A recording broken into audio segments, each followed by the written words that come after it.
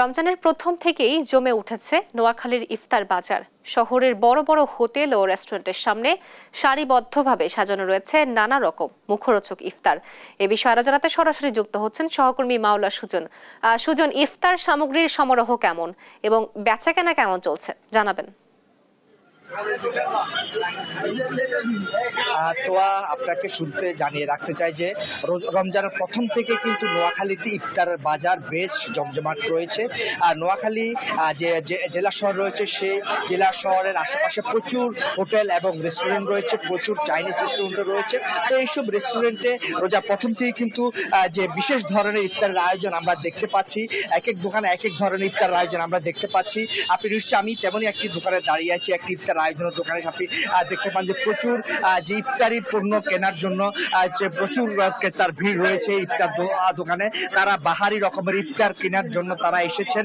তো আপনি নিশ্চয়ই দেখতে পাচ্ছেন যে ক্রেতারা তাদের যে পছন্দ মতো ইফতার কেনার জন্য তারা সারিবদ্ধভাবে দাঁড়িয়েছেন, কেউ কেউ ক্রয় করছেন। তো আমি তেমনই একজন ইফতার ক্রেতার সাথে কথা বলার চেষ্টা করব যে এবারও রমজানে ইফতারের বাজার কেমন দেখছেন নোয়াখালীতে, এবং বাজারের মানে ইফতার পণ্য আপনার কাছে দাম কেমন বলে মনে হচ্ছে? দাম মোটামুটি মানুষের মোটামুটি গ্রহণযোগ্যতা আছে এখন, এবং নিজের ইচ্ছা মতো কিনতে পাইতেছে। রমজান অবস্থাটা মোটামুটি ভালো যাইতেছে, ইফতার অবস্থা ভালো। ইফতার কেমন আপনার নোয়াখালীর বিভিন্ন হোটেল এবং রেস্টুরেন্টের যে ইফতার পণ্য, সে পণ্যের দিকে মান কেমন বলে আপনি মনে করছেন? মানুষের এবছর একটু দাম বেশি, এবং মানুষের চাহিদার তুলনায় ওটা একটু কম, অন্য কম। আচ্ছা, আমি আরেকটু জানার চেষ্টা করব যে আরো কিছু যে ক্রেতা রয়েছেন তাদের কাছে জানার চেষ্টা করব যে ইফতারি পণ্য এবার নোয়াখালীতে ইফতারের বাজার কেমন জমজমাট হয়েছে বলে মনে করেন? অনেক আগের তুলনায় অনেক বেশি জমজমাট, এবং আমরা সাধ্যের মধ্যে কিনতে পারতেছি। দাম কেমন বলে মনে করছেন ইফতারি পণ্য? অতটা বেশি না।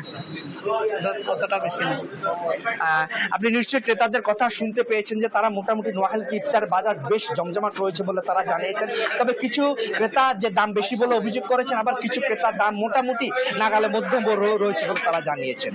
তো এই হচ্ছে নোয়াখালী ইফতার বাজার নিয়ে আমার কাছে সর্বশেষ। আপনাকে ধন্যবাদ।